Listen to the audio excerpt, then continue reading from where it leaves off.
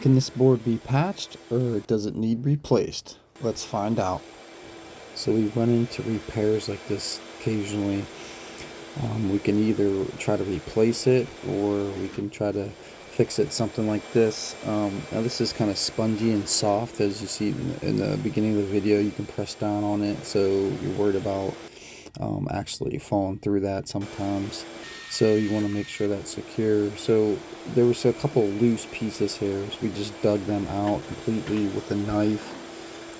And then what I'm doing here is making room for the glue expansion here. So I'm just digging a lot of that wood, all those fibers out there. You can see how loose it is right there.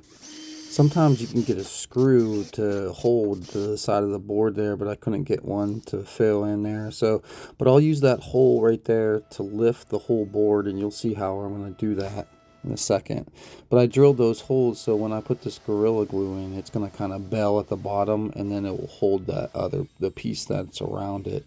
So we're just cleaning it out more again, and then I'm going to get some of that Gorilla Glue and squeeze in. Now that Gorilla Glue expands a lot, so you have to take that into account and make sure your patch is securely down all the way, like glued and something heavy on top of it, or else it will definitely push it up and push it through. But I've done a ton of these patches like this, so they're not that hard to do. They do just require some patience to do. It is kind of more of an art than a science sometimes. But you're going to see I'm going to put some of that Gorilla Glue in right there. I want to be really liberal. After this glue, I'm going to put some wood glue in, some Titebond. And for my other pieces, you want to definitely use a lot, which you can see I'm going to use way too much, but that's okay because that will all sand out and all that. So I'm going to usually I let these sit overnight.